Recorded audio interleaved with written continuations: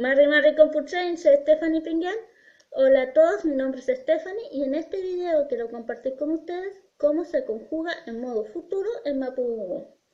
Para conjugar en modo futuro en Mapudungun vamos a utilizar la partícula a y esta partícula va a ir entre la raíz del verbo y la terminación del pronombre que estamos conjugando.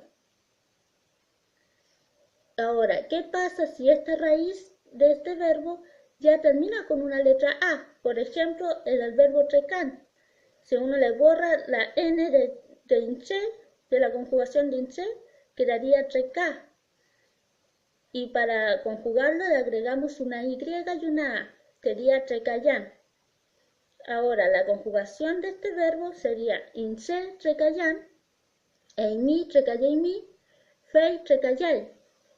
La conjugación dual de este verbo sería insiu trecayayu, eimu trecayaimu y feyengu trecayaingu.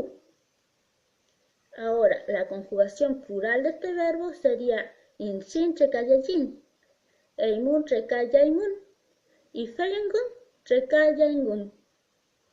Espero que les haya gustado este video, trate de hacerlo lo más claro posible. Si les gustó, denle like, suscríbanse y denle me gusta. Peu callar, compuche, lemoria con imun.